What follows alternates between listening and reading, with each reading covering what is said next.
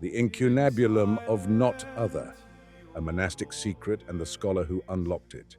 1. The bell that summons us at noon rings with a patience the world has forgotten.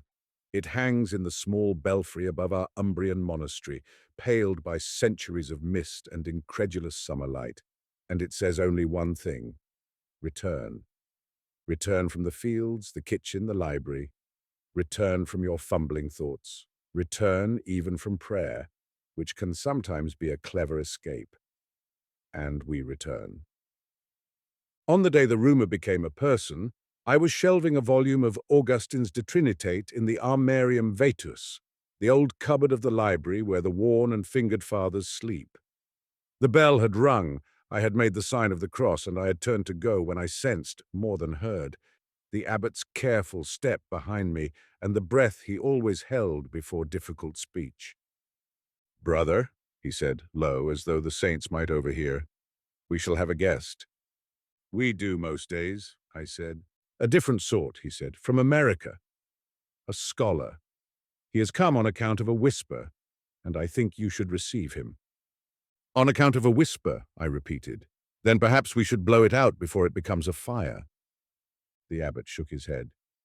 "We were entrusted with a flame long ago." "Be gentle, Anselm." He called me by the name I received at profession. It comes from a saint who thought his way to love and loved his way to thought, a man who understood that the mind kneels best when it has worn itself to quiet. Anselm. You will say that names can be lies, and once they were my lie too. The truth is slower than we are. It requires a monastery. He brought the young man to the gate at vespers. The sky was that wool blue which knows the difference between surrender and night.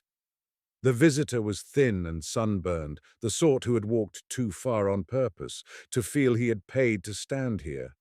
He bowed when the porter let him in and greeted the abbot first in Italian and then in the Latin of a man who had taught himself manners in a dead language. "Julian Hart," he said, "I've written ahead. I'm grateful you agreed to receive me. The abbot's courtesy is a polished stone. Welcome, Signor Hart," he said. "This is Brother Anselm. He tends our library. He will assist you." We brought him to the guest house and gave him bread and olives and a stew that took all day to be humble. He ate with the surprised gratitude of the very hungry. After the dishes were cleared and the candle trimmed, the abbot left us. "You've come on account of a rumor," I said. He smiled. "Is there any other reason to go on pilgrimage?" "There is," I said, "but rumors are often sufficient." "Which one is yours?"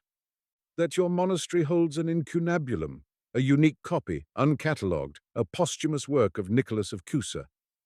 At that name, a bird in my chest struck the bars, and some very old dust shifted in the room. I said nothing. Silence is not withholding.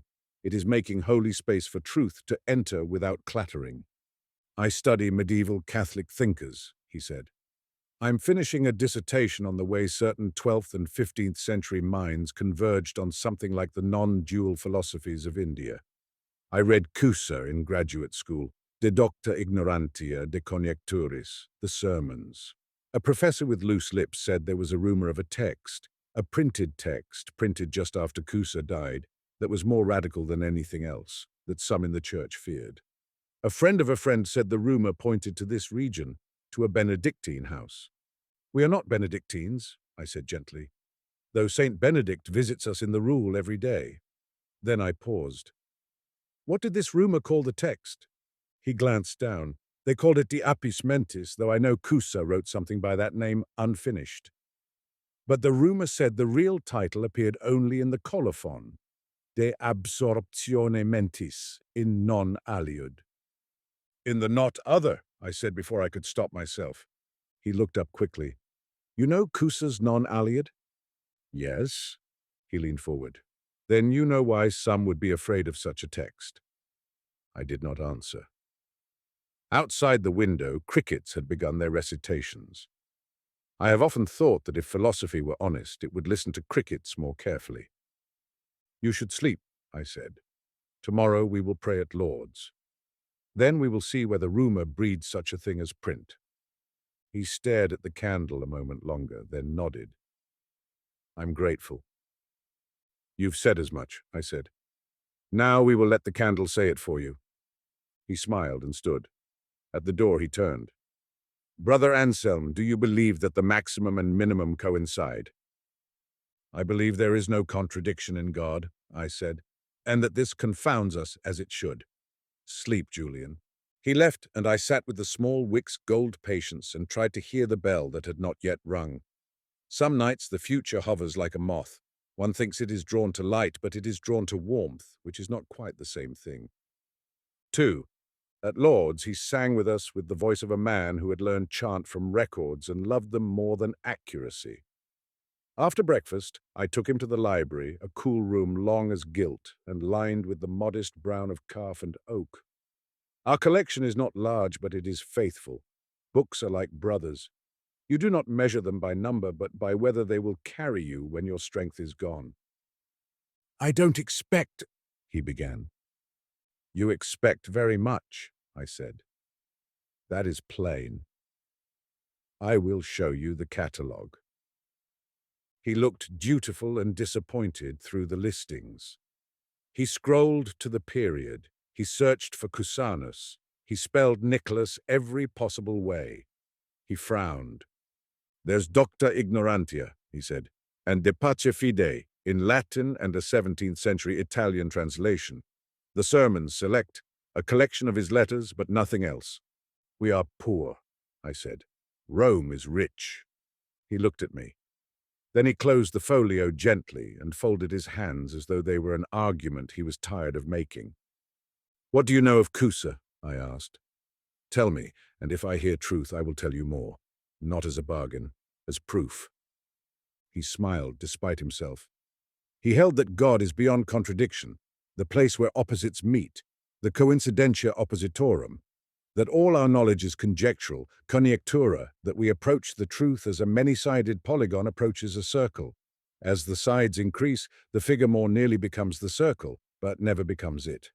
This is docta ignorantia, learned ignorance, not stupidity, humility before the infinite. He spoke of the non-alien, the not other, as a way of saying that what is not other than what is, the ground of being we cannot name without misnaming, the divine as the not other that is neither this nor that, and yet is the source of every this and that. And Christ? He did not start. Christ is the place where the infinite and the finite coincide, the maximum contracted into the minimum, so that we can see it without being scorched. The God-man as the coincidence of opposites, the ladder that is also the ground. And prayer? I asked. Prayer as an ascent of the intellect to the silence that knows it cannot know. Not pitting reason against contemplation, but making reason walk until reason is tired enough to kneel. Perhaps, if rumor is right, Cusa proposed a series of inquiries, questiones, that by their own precision dissolve themselves, something like the advaiti neti neti, not this, not that, by which the mind is absorbed into the ground. Perhaps he proposed it not merely as speculation, but as a practice. I nodded. It is gentle joy to watch a mind speak what it loves. "I hear truth," I said, "so I will tell you a piece of truth. We do not have what you seek in the catalogue because we do not have it in the library." I held a pause. "We have it in the crypt." He stared. "It is a good word, crypt. It comes from the Greek kryptos, hidden. Christ is a crypt often, and the church. It is humbling to be the sort of man who guards a door he himself does not deserve to approach." "Why in the crypt?" he asked. "To remind us what we are guarding," I said. "Bone and promise." He waited. "It came to us," I said, "after a chain of events made of fear, devotion, and a small printer's audacity. Nicholas of Cusa died in 1464. In the years after, a printer in Cologne, a Kohlhoff by some accounts, attempted a small run of a text compiled from notes Cusa had entrusted to a friend. It was never meant for wide readership. It was an experiment put into type, but the copies were few and quickly condemned by men who worried not about truth, but about the audiences truth always gathers. Some copies were burned. One was brought here by a monk whose brother had helped set type. We have kept it not because we are brave, but because we know that some flames must be shielded by hands for a very long time.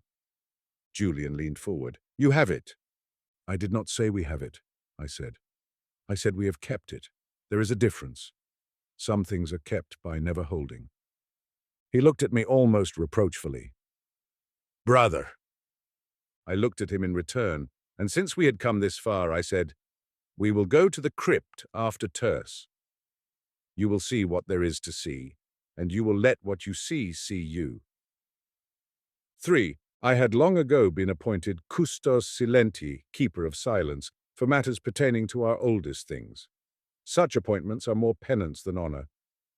I fetched the iron key from the abbot's desk, and he laid his hand on mine when I took it, a weight that is less permission than reminder. The crypt is under the apse, reached by a narrow stair that a larger man would dislike. The air is temperate. The saints who built this place understood that a secret can be ruined by humidity as easily as by pride. The small lamps burn olive oil. We do not waste electricity on the dead.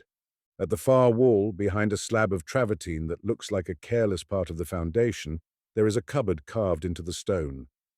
Its door is wood blackened by time and sealed with a simple lock. I worked the lock, and the hinge murmured a little in the way of old hinges that remember every opening. Inside, wrapped in linen that has been replaced twice in my life, lay the book. It is a small quarto, the boards covered in torn skin, the spine without lettering, as was the custom then. There is no title page, only the opening leaf with its rubricated initial letter and the smell of lead and ancient glue. The type is the early Roman of a printer who had learned many hands and cheated on none. In the margin of the first page, in a neat humanist script, a single note. Ad mentem succedere est excedere. To come to the mind is to go beyond. Julian did not touch it. He folded his hands. May I? You may, I said, but you must not rush.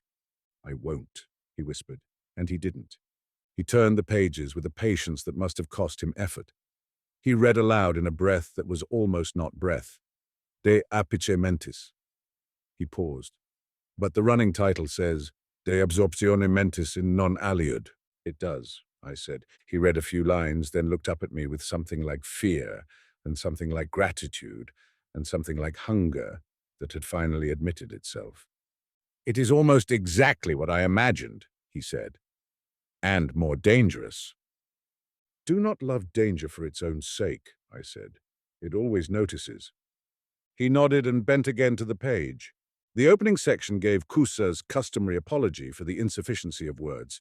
Sciendum est omnino quod sermo de Deo est semper in conjectura, et per conjecturam intellectus ascendit, donec in apice sua virtutis. One must know absolutely that speech about God is always conjectural, and through conjecture the intellect ascends until at the apex of its power. And then, almost unexpectedly, a practical turn. He proposed a ladder of inquiries.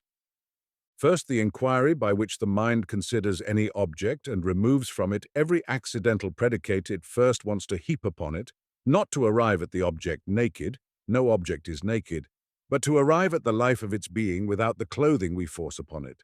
Non hoc, non illude. Second, the inquiry by which the mind considers the limits by which it knows, and recognizes that every limit is the negative of an infinite, negatio infinitum, and that therefore every term of knowledge already supposes what it cannot hold. Third, the inquiry by which the mind contemplates the coincidence of contraries, first in mathematics, the many-sided polygon that is more and more like a circle and never is the circle, and then in the soul, love and knowledge, surrender and judgment, poverty and possession. Fourth, the inquiry by which the mind contemplates the non-aliud. Cusa's Latin here was both exact and tender.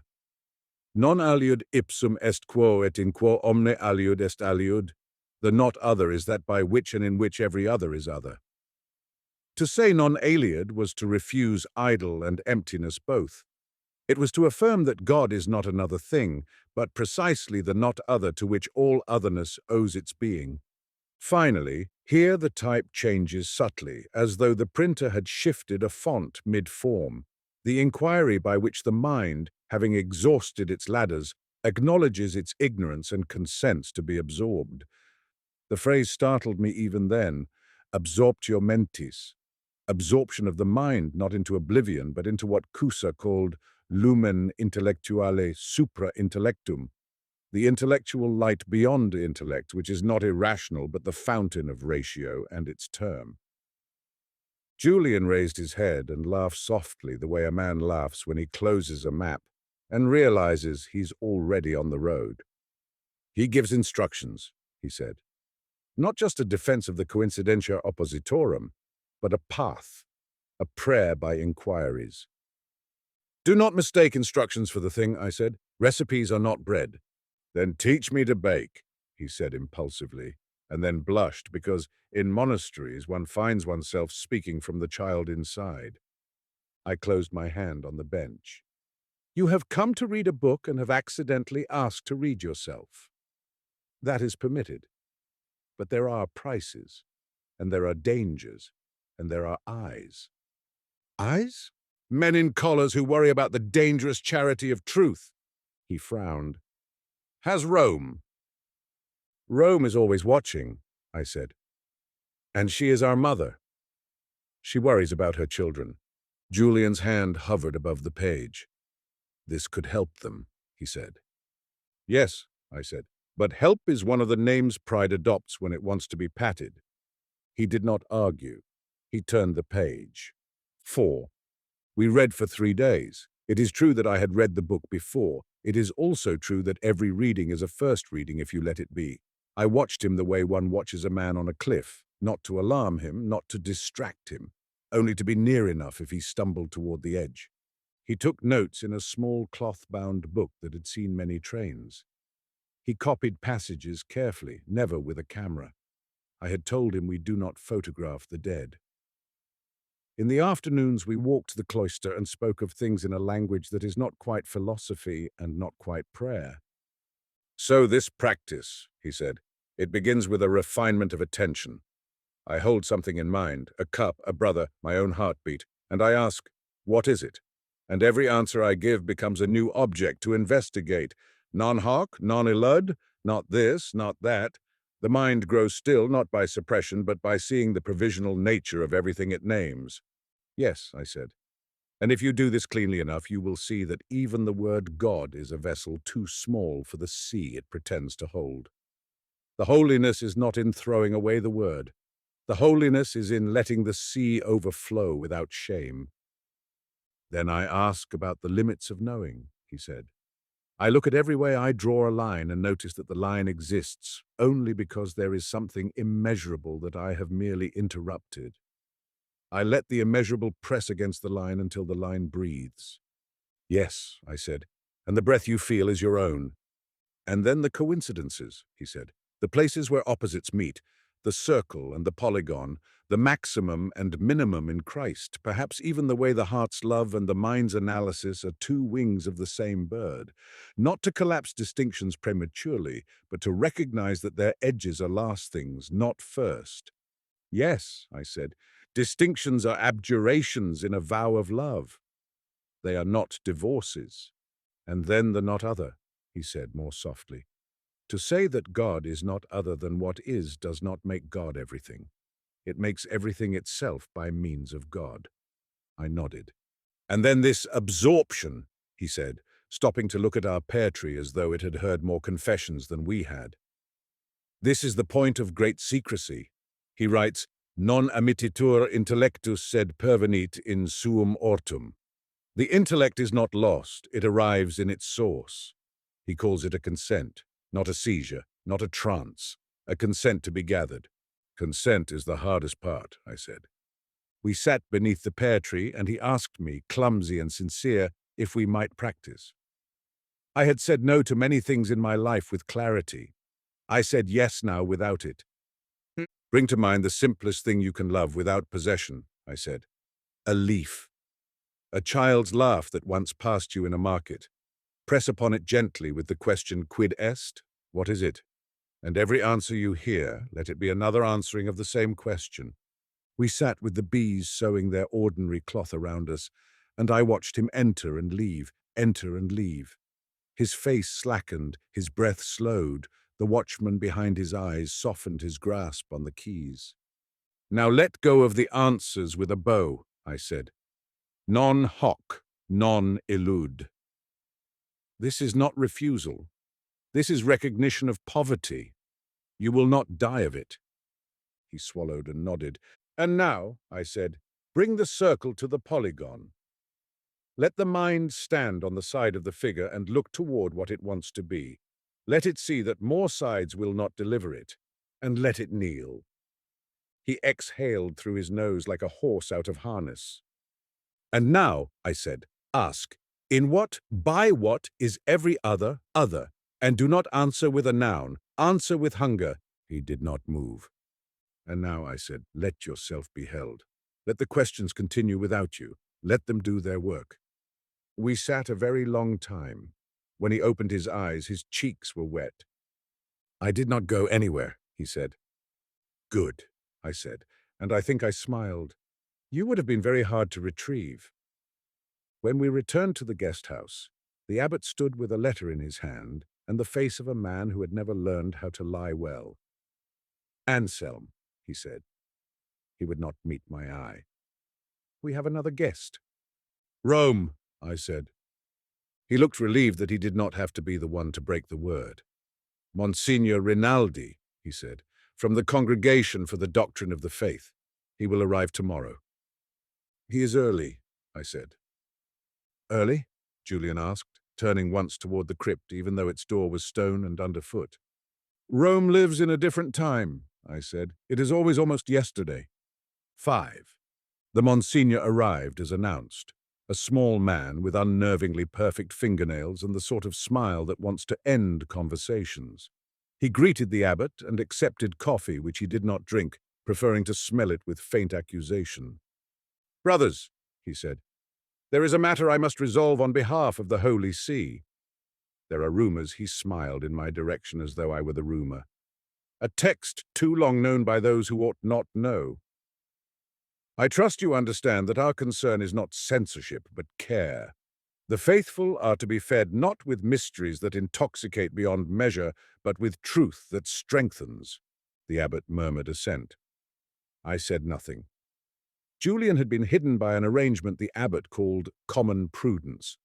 He was now officially a friend visiting for days of silence, and if the Monsignor required evidence of a scholar, we would produce him as evidence of a man learning to be quiet.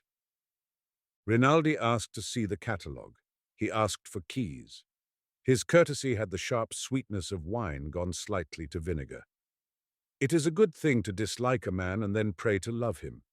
It is a better thing to remember that prayer cannot be used as a solvent for scorn. It must be used as a mirror. I presented the keys. He began in the library with our printed Cusa. He handled docta ignorantia as though it might stain him. He made notes in a book whose edges were gilt and thin like a wealthy woman's sigh. He was thorough, and he was wrong in all the ways that thorough men can be wrong. He sought what could be listed and missed what could not be borne. By afternoon, he had reached the bindery where Brother Matteo worked repairing spines with the joy of a man who has learned that glue is another kind of sacrament. Matteo was older than me, which at the time seemed almost unbelievable. If I am old now, I was younger then. He had the hands of a fisherman and the patience of a saint. Nobody would canonize because he was inconveniently quiet. When Rinaldi asked, he told the Monsignor he knew nothing of rumors and meant it. Rinaldi looked around the room with theatrical disappointment and left. Matteo turned to me and said in his gravel voice, "He smells like rain that won't fall." I did not smile. "Be careful." "You be careful," he said, which was his way of offering love. We left him there and went to Vespers. The Psalms comfort men not because they are sweet, but because they are honest. After supper, I walked the cloister once before Compline, and there found Julian waiting in that hovering way of someone who wants to run and knows running is impossible. "He asked for me," he said. "Rinaldi." Brother Porter told him there is an American on retreat. Rinaldi says he wishes to greet me as a courtesy. He will take your passport, I said. Yes, he said, I know. But Brother Anselm, what? The book. We should move it. We should move ourselves, I said, and then regretted the acid. Forgive me. Number, we will not move the book. We will leave Rome to move Rome. It is what she does best. He nodded and folded into silence with me. The moon had not yet risen. The cloister's well was a blacker circle in the dark. The scream came from the bindery, and it was short. Men who scream long want to live. Men who scream short have been surprised by the dark. We ran without speaking. In the bindery, the lamp had been knocked to the floor and broken, oil everywhere like a spill of the unction.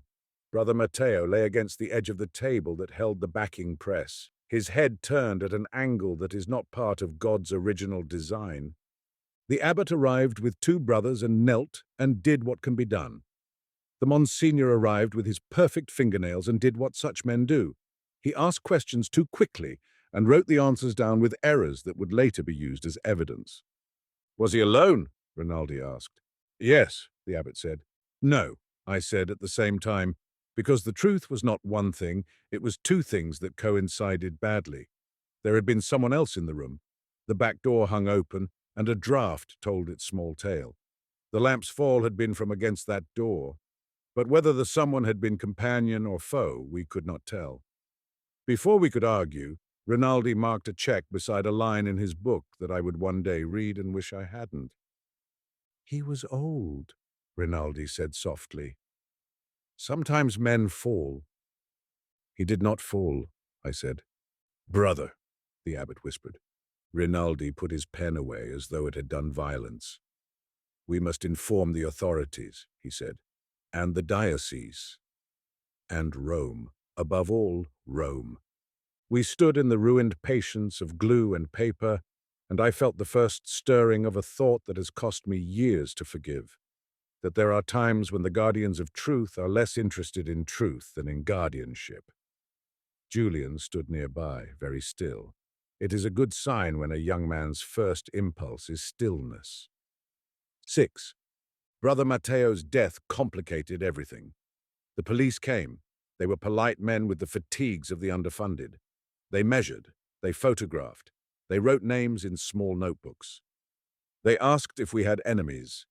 The abbot said no, and I admired his ability to pretend that Christians have no enemies when in fact we are often the ones who make them. Rinaldi asked to see the crypt. He asked with a tone that was not a question. He did not know what he wanted, which is a dangerous way to want. The abbot appealed to the most ancient authority of institutions, delay. Tomorrow, he said, Brother Anselm will prepare the way. I prepared the way by doing what must be done when a door is about to be opened. I closed another door. We had a second place, not in the crypt for the book. It was not grand, it was a small cavity in the wall behind the crucifix in the chapel, a place used by a generation of brothers who had to hide chalices once. They had bricked it and papered it so that the plaster prayed in silence. Only a sharp eye could see the faint seam. I took the book from the crypt by the old way, one linen wrapping at a time, each laid inside my habit, my hands enough, I hoped, to absorb the shock of a stumble. I did not meet anyone on the stair. I put the book behind the crucifix and pressed the plaster back into its memory. When I returned to the crypt, I looked at the empty cupboard. It is very difficult to look at absence and not feel you have been robbed. But some absences are actions. Some absences are the only way to keep. The next day, I led the Monsignor into the crypt and opened the cupboard. He looked at the empty cavity and allowed himself a small sigh of pity. It could be mistaken for pity. You see, I said, we do not have what you seek. He looked at the replaced linen, the dust that tells stories to men who are not lazy, the hinge that had murmured last night and murmured that morning. He said nothing. He looked up at me. You are lying, he said with real sadness, which is a more dangerous thing than anger. And you are not good at it. That is true, I said. I am not good at it. He closed the cupboard and nodded. "Then I must search," he said. "You must ask permission," I said. And the abbot, who had remained at the top of the stairs to give Rome the illusion of freedom, said, "Monsignor, our house is your house, and our house is our house. We will cooperate, and we will insist." Rinaldi did not argue. Men like him respect insistence if it is dressed properly. He asked to interview the American. It is strange to write the word now. That is what I called him then in my mind. The American. As though the country itself had arrived at our gate with long legs and more enthusiasm than sense. Julian met him in the parlor with the abbot nearby. He had dressed in the same clothes he had worn to arrive and had folded away the humility monasteries teach. He looked like a graduate student who had found a secret and was guarding it with an innocence Rome would call insolence. "You came for our quiet," Rinaldi said. It was not a question. "Yes, Monsignor," Julian said. "You are a scholar," Rinaldi said, "of our thinkers." "Yes." "And you have spoken with our brother Anselm," he said. "Yes," Julian said. "And you have read nothing," he said. "I have prayed," Julian said. Rinaldi smiled. "And found?" "Fewer words," Julian said. The Monsignor leaned back in his chair. "You are learning quickly," he said. "Be careful." "I am," Julian said. "Good," Rinaldi said, and dismissed him with a gesture that was almost a blessing. When he had gone, Rinaldi asked for the crucifix to be taken down so that he could inspect the wall behind it. If we had been characters in a third-rate farce, we would have gaped and stammered. We were not. We nodded. We fetched a workman's ladder, and we carefully lifted the wood. He tapped the plaster and heard what I had hoped he would not hear, a thud with a certain hollowness. He smiled, and his fingernails shone. "Here," he said. "Here," I said. "There was a space once. It holds the story of a chalice and a bishop who loved us. It now holds plaster." "Only plaster?" he said, and the word only sounded like a boy testing the gate of a vineyard with a stolen key. "Only plaster," I said, and my voice did not waver because I had already learned what I had to learn. The most effective lies in monasteries are the ones that avoid adjectives. He had the plaster removed. He had the cavity opened. It was empty. I did not look at the abbot, and the abbot did not look at me. We had removed the book again not by moving it, but by letting Rinaldi move the hole in which he believed it rested. Coincidences are not always theological. Sometimes they are practical. 7. That night Julian returned to the practice. He did not ask. He simply sat on the bench under the pear tree with a face that had finally learned that curiosity is the younger brother of longing, and that once the elder has arrived, you offer him the better seat. "What happened to Brother Matteo?" he asked without turning. "Something," I said. "Either someone struck him or he struck his own head against this world.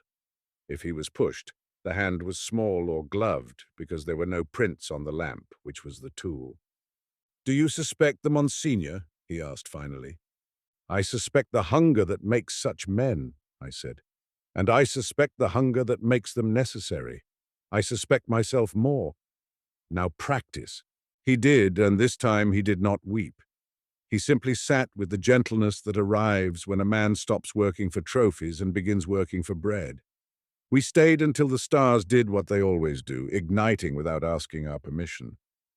In the morning, news reached us that someone had been seen near the bindery door the night of Matteo's death, a villager who sometimes sold second-hand volumes to the abbey. His name was Bellini, and his hands were almost as good as Matteo's. Rinaldi had him brought in and asked questions. Bellini insisted he had come only to sell a pamphlet found in a trunk. He had knocked, he had seen the light low, he had left. Rinaldi intimated that he did more. The police shrugged the way men shrug when Rome has already decided. They did not arrest Bellini. They scolded him with a stiff finger and told him not to leave the village. He wept and then grew angry and then wept again. It is very hard to be poor in a town in which old books are currency. By afternoon, Rinaldi declared that the investigation into Matteo's death would rest for now. He declared, more importantly, that he would remain a few more days to continue a pastoral evaluation of the house. The abbot accepted this as a matter of canonical forms. I accepted it as an opportunity to learn Rome's breath as a thing one can hear coming. When I returned to the library, I found on the desk a sheet of paper that had not been there in the morning. On it, in the neat hand of someone who had studied hands, a Latin sentence, ubi maximum convertitur ad minimum, ibi clavum invenis. Where the maximum turns to the minimum, there you will find the key. It was unsigned. It had the smell of a clue, and a slightly fussy one at that. I showed it to the abbot and said the obvious thought, the apse, the place in the church where the high vault turns to the low curve, where the tallest part descends into the smallest. The abbot nodded. He had expected riddles. He had not expected to be amused. That night after Compline, when all men of good heart are asleep and men of bad heart are busy, I took Julian to the apse.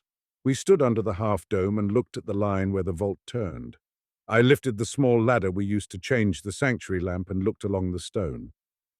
There, at eye level, if one had climbed just so, was a small depression shaped like a tear, carved, then smoothed by many fingers, then filled again. I pressed my finger into it and felt the press of other fingers long gone. Inside there was something not stone and not cloth. It was a small roll of vellum tied with silk, thin as a widow's laugh.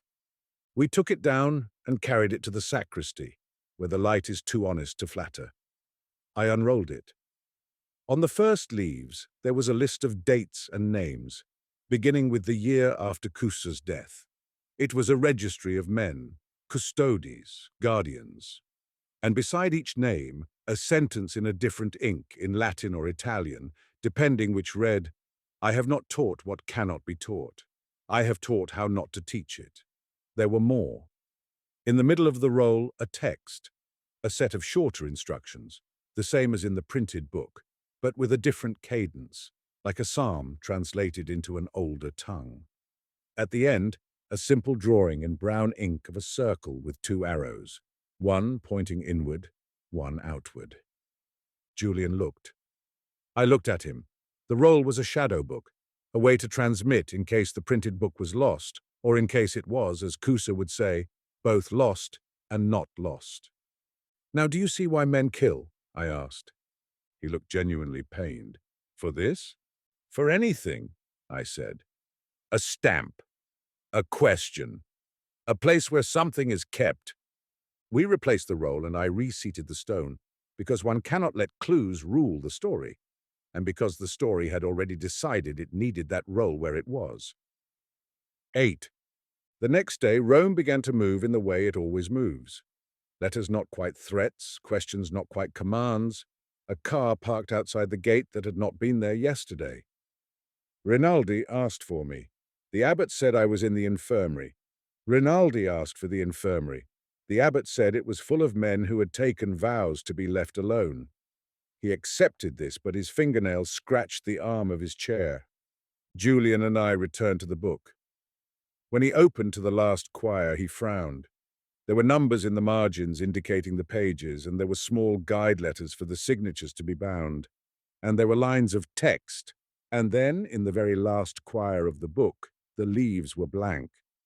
Brother, he said, was it damaged? No, I said. It's as if the text is supposed to be here, but it's not, he said. It is, I said. He looked at the pages with the slow horror of a man who realizes his beloved has, all this time, been made of morning light. It's supposed to be blank. Yes, I said, because the text is not the text. The blank is the instruction. The book instructs by refusing to be a book where we most want it to be one. He touched the blank page as though a face could be made of no features. Is there invisible ink? He grinned, apologizing for sounding like a child again. Yes, I said. He stared. Truly? Yes, I said. The invisible ink is the heat of your mind when it stops thinking it must think. Do not expect trickery. Expect work. He looked properly chastened. Then he laughed. You are much kinder than you sound, he said. At that moment, footsteps whispered in the hall in a pattern I had learned to fear. The abbot appeared at the door. "Anselm," he said, "Monsignor wishes to see us, now." "Here?" I said. "No," he said, "in the refectory." "Then we must close the book," I said. "We must wrap it and let it breathe." We did, and we returned to the refectory, where Rome sat with a face that could convince itself of things if given enough confirmation. "Brothers," Rinaldi said, "there has been a development." He lifted a small dark object and placed it on the table. It was a piece of a broken lamp, the sort Matteo had broken when he fell. On the inner lip there was a smear. On the smear, powder like the shadow of an idea. "We had this tested," Rinaldi said, and looked pleased that the church now had recourse to chemistry as well as charisms.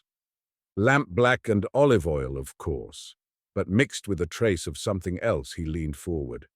"Verdigris." "Copper acetate," I said, mostly to myself. "The green patina sometimes made by artists who do not like to wait for metal to become old." "Precisely," Rinaldi said, "which is a faint but real poison. If someone prepared a lamp with an excess of verdigris in the oil stoup, a man who breathed it deeply in a small room might swoon. He might fall. He might strike his head." "Or," I said, "someone might make it seem so." Rinaldi shrugged. It was a fine shrug. "The results are indifferent to motive," he said. "The results are indifferent," I said. "Not to motive." He almost smiled. "Your retinences get you in trouble," he said. "But allow me this. There is a pattern here. A scholar arrives. Rumors reawaken. A guardian dies. A cupboard is empty. A wall has a seam. A villager visits late." He spread his hands. "It is not a chain of proof. It is a chain." "You have very pretty chains," I said, and the abbot breathed in audibly. "Be careful, brother," Rinaldi said, "with your words." "Words are my only danger," I said. "Not only," he said. "I will search again tonight, and this time with authority." "Whose?" I asked, and immediately regretted it. A monk who seeks martyrdom is no monk. "God's," he said gently, which is a peculiar way to say mine. 9. When night came, we were ready. Not ready as in armed, ready as in aware. I am not a strategist, and I have never been brave in the way soldiers are. My bravery is made of slowness and refusal. The book had been moved again, not in space, but in kind. It was now 2 books, and neither was where it had been. "Take the printed book and copy out the last quire by hand," I said to Julian. "It's blank," he said. "Precisely," I said. "Copy it." He did, slightly bewildered and then grinning at the foolishness of obeying a fool. When he had copied the blank, I handed him the roll from the apse. "Copy this into the margins of your blank," I said, "as though you are annotating a silence." He did, and afterward we placed his newly annotated blank in the crypt cupboard, wrapped with the exact linen that had once wrapped the printed book. For a moment I felt a small, wicked glee. To present Rome with blankness. It would be my spiritual undoing, that glee, or perhaps it would be my health. Who can say? Then we placed the printed book in a satchel with a strap. I slung it across my body, and for the first time in years I felt young and tall and utterly foolish. "Where will you go?" Julian asked. "Where the maximum turns to the minimum," I said. "Down into the well. In the cloister, the well is covered by a grating that must be lifted with 2 hands that have eaten soup and hauled stone and absolved sinners. The rope was sound. I tied the satchel to it and lowered it slowly until I felt the leather dissolve into the cool of stone, and then into that sound that men hear when they listen to their own blood at night. I knotted the rope at a notch worn into the lip, the notch worn there by men who had done the same thing when a bishop's men and a duke's men had exchanged strategies in the courtyard, and later, long after both were dead, had knelt here to ask God to forgive them for winning. We replaced the grating. I rubbed my hands on my habit. We waited. By midnight, Rinaldi had come to the library. He had 2 men with him, clerics, not police, and they carried boxes for books and the faces of men who have never yet found what they were sent to find. He requested politely that the abbot accompany him through the house to witness the pastoral nature of his search. They began in the library and then, astonishingly, went to the refectory again, as though the wall might have conjured a chalice while we ate. They went to the sacristy, they went to the crypt, they went to the stables, they went to the bindery and stood in a ring of dust like counsellors around a man they had allowed to die and now wished to honour. They did not go to the cloister. I do not know why. Perhaps God was merciful. Perhaps Satan was bored. Perhaps the Monsignor's steps were too rich for that poor stone. By dawn he had found nothing, and his politeness had become sharper. He asked for all our keys again and replaced them with copies. For safety, he said. Whose? I asked, without meaning to be insolent and failing. He took his leave mid-morning, promising to return within the week, with a new letter even more pastoral than the first. When he had gone, we lifted the grating, and the well gave us back our trust. We took the book to the library and, for the first time, read the blank pages with the adequate light of relief. Julian held the last leaf up to the window and laughed. There is something, he said. Is there? I said blandly, because teaching humility is a delight. Yes, he said, a watermark, faint but there, a circle with 2 arrows. The same as on the roll, I said. He nodded. He had the look of a man looking into a mirror for the first time. Brother, he said, why do I feel as though I am being read? Because you are, I said. This is not a book. It is a mirror polished with erudition and then wiped clean with tears. It reads the reader and writes him back to himself. He bowed his head in an involuntary old-world gesture, the kind still performed by men who do not know why their hand has reached for their heart. There is a way that stories want to end, with a discovery recognized, a villain shamed, a treasure preserved. Our story refused. It had more work, and it used instruments I had not asked for. 10. A day after Rinaldi left, Bellini disappeared. He did not check in with the police. He did not come to town. His cart remained behind his house with one wheel slightly lifted from the ground because the earth had shrunk. The villagers muttered with the old superstition that turns weather into punishment. Rinaldi's men returned to ask questions at his door and did not find him. The police shrugged. The abbot said a mass. 2 days later, a letter arrived in a hand I did not know, addressed to the guardian of the book not kept, which is a lovely impertinence. Inside, a sheet of paper. I know what you have, and I know why Rome wants it. I do not desire it to sell, I desire it to be rid of it. Meet me at the mill tonight, and I will give it back. B. We could not tell if it was Bellini. We could not tell if it was a trap. But the letter smelled of olive oil and the small spice villagers used to flavor cheap wine, and it had a smear of verdigris on the edge, and men in monasteries live by such poverty of signs. At dusk, I went to the mill. Julian insisted on coming. The abbot insisted on staying. Monks are not strategists, but we do know how to divide risks. The mill is 1/2 mile down the river, constructed when water still had the courtesy to turn wheels. It was empty, which made it more full. We stood just inside and heard a small sound the way one hears an argument in the next room after deciding not to listen. Bellini emerged from a shadow, his cap in his hand and his other hand shaking. "Brother," he said, "I didn't want to—" He stopped. He had a bruise on his cheek, and the particular shame of a poor man who has been slapped not by a fist, but by circumstance. "What did you do?" I asked as gently as I could. "Nothing," he said.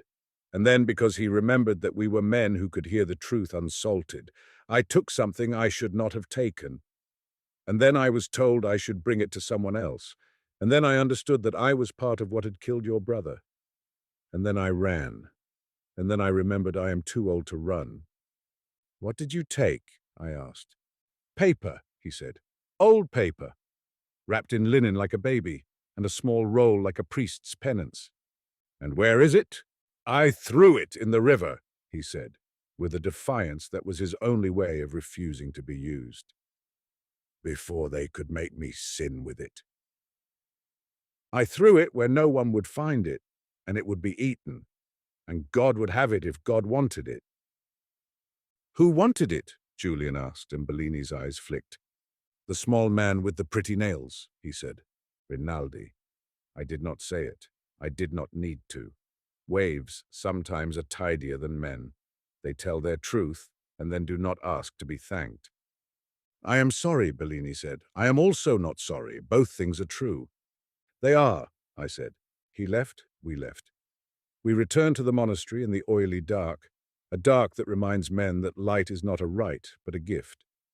In the courtyard, the abbot stood with a face more serious than his gentleness usually allows. Brothers, he said, Rinaldi has returned.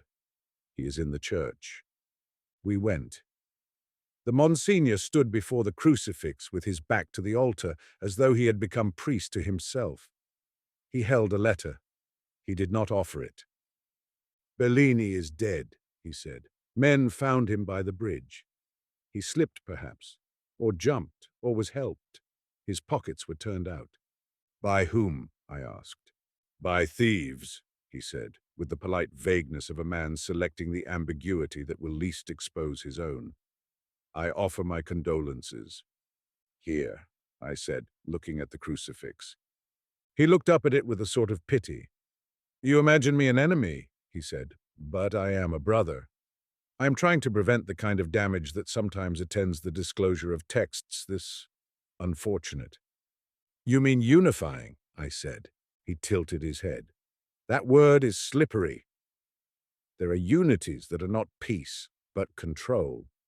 And there is control that is not peace, but fear, I said. He smiled almost sadly. I see we shall not persuade each other. Very well. I will return to Rome, but I will return with friends. He left the next day, and we did not exhale for a week. 11. You will want the ending now. Men always do. But the ending began before the beginning, and even now I do not know if it has ended. We had the printed book. We had the roll. We had an empty crypt and a wall that was now an honest plastered wall with a cavity insisting on its harmlessness. We had a dead brother and a dead villager, and a Rome poised like weather that will change and then will change back. We had the practice. We asked what to do. The answer, like all wise answers, arrived as the question itself turned white-haired. Brother, Julian said, if the book is read, it will be devoured. Not only by minds, but by the mouths that make noise. If it is hidden, it will be hunted. If it is destroyed, it will become a legend even more appetizing. Yes, I said. What did Cusa want? He asked. To free men, I said. Not to wound them. The abbot listened, and he said, as he says at the end of nearly every conversation larger than men, let us pray. We did. In prayer, the chaff of motives sometimes settles. What remains are the grains God will grind until they are bread. When we rose, I knew what would be done, and I asked to be allowed to do it. The abbot said yes, though the word felt like a weight. We went to the cloister well again, not to retrieve, but to return. We lowered the book into the plastic bag we used to protect it from the fact that water does not care about holiness. We tied it very carefully. We lowered it to where the water kissed leather. We said a psalm I cannot now remember, which seems to me fitting. We let the rope turn once around the notch. We released it. The book sank. It did not fight. It released the air it had kept for centuries, the way a saint releases his last breath in a room that will be remembered for the sound of that absence. It vanished. Julian made a sound that was not grief and not relief. It was the sound a man makes when he finally consents to be written as someone else had imagined him and finds he prefers the script. We kept the roll. The roll was never about a book, it was about men. We added a line for the abbot and then for me. We did not add a line for Julian yet. Men should not become guardians of what will eat them until they have learned to be food. 12. Rome returned with friends, but by then there was nothing to find. We gave them blankets and stew, and showed them every cupboard twice. They left with a sense of having done their duty and having been deprived of its pleasures. In their wake, the village sighed and began to talk about other matters. The pear tree gave fruit. Another brother took Matteo's bench in the bindery, and to honor him did not change a single habit. Julian stayed. At first he remained as a guest, then as a longer guest, then as a man who had stopped pretending he was going to leave. He wrote a letter to his advisor in America that said only, "I have found my topic." He sent a second letter a month later that said, "I have learned I am not a topic." He sent a third after Christmas that said, "Forgive me." The fourth letter said nothing. It contained a dried pear leaf. The fifth was not sent because he had taken vows. Years passed. We added names to the roll. We taught no one how to be absorbed. We taught men to love their poverty enough that absorption might someday notice them and do its work without anyone blaming anyone else. Sometimes visitors came with rumors. We fed them and smiled and sent them to the pear tree to practice not practicing. Sometimes letters arrived from Rome with questions about inventories. We answered politely and thoroughly, because politeness and thoroughness are very good in the absence of love. Love we sent in other forms, loaves and a night's shelter, and confessions taken without comment. And now I am old, and you have read this far, and you are expecting me to tell you something you have not guessed. I will. The American who came to our gate was named Julian Hart. He was interested in Catholic thinkers. He followed rumors to a monastery where a book had been held for centuries in secret. He read it briefly. He practiced the practice. He helped hide the book and helped drown it. He did not leave. He is writing this now, not Brother Anselm. That was the name I took because I wanted to be named by a saint who had tried to reason the way a man tries a door, and then had consented to kneel when it did not open, and had found that kneeling opens doors. But the man who walked to our gate was Julian. I have told this story in a voice other than my own, because it was the only way I could tell the truth cleanly. Do not forgive me for the small deceit. Leave it unexamined, and it will become what God can use. I have not told you the last thing. It is this. There was a page in the printed book I did not show to anyone. It was not in the last quire. It was not blank. It was a single line tucked inside a running title, a mistake a printer would see and a philosopher would miss. It read, "Qui legit, comburat." He who reads, let him burn. The word is double. It means set on fire. It means reduced to ash. Cusa knew what he asked. He asked that the book be burned in the mind so that the mind would burn and, burning, become that which does not burn and yet lights everything. We burned the book in water. Some will call that cowardice. Some will call it tact. I call it a confession of what the Church taught me first, that sacraments use ordinary things to do what cannot be done. We used water to burn. Brother Matteo did not die for a book. He died because men who wanted to use a book met a man who would not be used. He died as we do, saying perhaps the same thing we all say at the last without knowing it. Non hoc, non illud, not this, not that. The mind finally not choosing what cannot be chosen. Monsignor Rinaldi will read this someday if God's jokes are as kind as I suspect, and he will say that I have confessed to something like theft and destruction. He will be right, and he will be wrong. The book was not in the well, it was not in the crypt. It is where it always is, in the moment when a man's breath stops trying to be adequate and consents to be breath.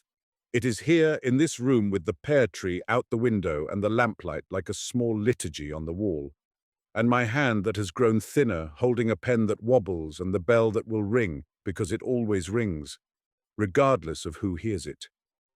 You think the surprise is that the narrator is the scholar, but you already knew that, because the truth has a smell and the smell is not cleverness.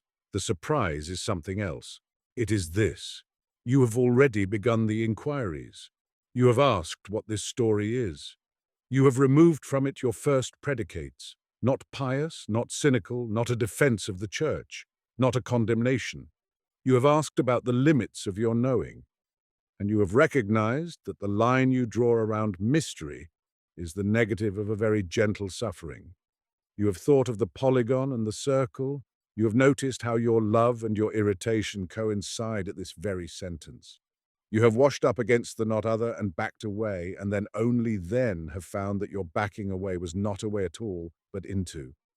Do not go anywhere. Sit where you are. Put your hand over your heart and feel the book reading you and do nothing to help it. It does not need your help. It needs your consent. I have given mine. I will rise when the bell rings. I will go to the chapel and say nothing loudly. I will wrap the roll in linen and replace it behind the stone with the tear shape that is the measure of a finger and a memory. I will die soon, perhaps not today, and when I do, I will be given the same instruction the book gave me in that last choir, whose blankness was a form of speech. Do not add, do not subtract, be absorbed. And when the abbot writes my name on the roll as custos, he will write the same sentence as all the others wrote, in hand older than his age, and the ink will dry as it always dries, and God will read and perhaps smile. Non docui quod docere non potest, docui quomodo non docere tur. I did not teach what cannot be taught. I taught how not to teach it. If Rome comes again, give them soup. They will be hungry. And when they ask for the book, say with as much love as you can manage, non hoc, non illude. And then point them to the pear tree, where the wind will already be instructing them in the practice of absence that God uses when we are most sure we want presence. Do not expect them to be grateful. We were not. We had to become something other, or rather something not other, before we could see that gratitude is a small word for what this is. The bell rings. Return. Lux aeterna veritatis, flamma cordis pax mentrium, in silentio loqueris Domine, et anima audit vocem tua.